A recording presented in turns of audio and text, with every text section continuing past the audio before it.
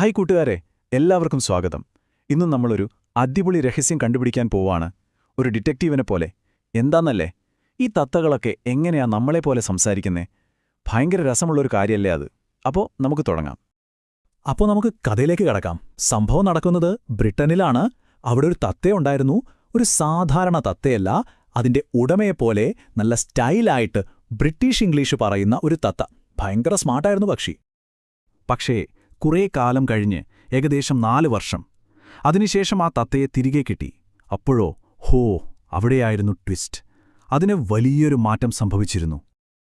ആ തത്തയുടെ ബ്രിട്ടീഷ് സ്റ്റൈലൊക്കെ പോയി. പകരം നിർത്താതെ സ്പാനിഷ് സംസാരിക്കാൻ തുടങ്ങി. ഒന്നാലോചിച്ച് നോക്കിയേ.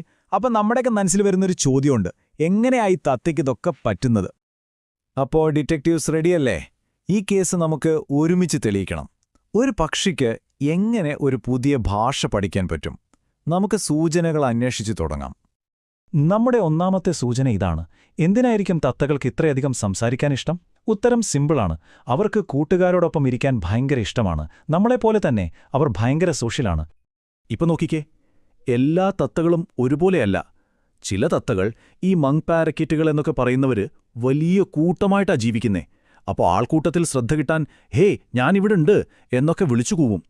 പക്ഷേ ആമസോൺ തത്തകളില്ലേ, അവര് ചെറിയ ഗ്യാങ്ങായിട്ടാ നടക്കുന്നേ. അപ്പോൾ ആ ഗ്യാങ്ങിൽ ചേരണമെങ്കിൽ എല്ലാരെയും പോലെ സംസാരിക്കണം. ഒരുതരം സീക്രട്ട് കോഡ് പോലെ. അല്ലെങ്കിൽ കൂട്ടത്തിൽ കൂട്ടില്ല. ഓക്കേ, അപ്പോൾ എന്തിനാ സംസാരിക്കുന്നതെന്ന് നമുക്ക് പിടികിട്ടി. ഇനി അടുത്ത സൂചന. ഇതെങ്ങനെ ഇവർക്ക് പറ്റുന്നത്? ഈ ശബ്ദമൊക്കെ ഉണ്ടാക്കാൻ അവരുടെ കയ്യിൽ എന്ത് സൂപ്പർ പവറാ ഉള്ളത്? നമുക്ക് നോക്കാം. അതിനു മുമ്പ് ഒരു കാര്യം, നിങ്ങളൊന്ന് ഹലോ എന്ന് പറഞ്ഞു നോക്കിക്കേ.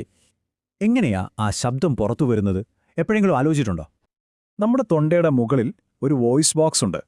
ശ്വാസം പുറത്തേക്ക് വരുമ്പോൾ അതവിടെ തട്ടി ശബ്ദമുണ്ടാകും. പിന്നെ നമ്മുടെ നാക്കും ചുണ്ടുമൊക്കെ ഉപയോഗിച്ച് നമ്മളതിനെ ഹലോ എന്ന വാക്കാക്കി മാറ്റുന്നു. സിമ്പിൾ. എന്നാൽ തത്തകളുടെ കാര്യം അങ്ങനെയല്ല. അവരിത് ചെയ്യുന്നത് കംപ്ലീറ്റ്ലി വേറെ രീതിയിലാണ്. കേൾക്കാൻ റെഡിയാണോ? ഇത് ശരിക്കും രസമുള്ളൊരു കാര്യമാണ്. അവരുടെ വോയിസ് ബോക്സ് സിറിങ്സ് എന്ന് പറയും. അത് തൊണ്ടയുടെ മുകളിലല്ല, ശ്വാസനാളത്തിന്റെ താഴെയാണ്, നെഞ്ചിന്റെ ഭാഗത്താണ്.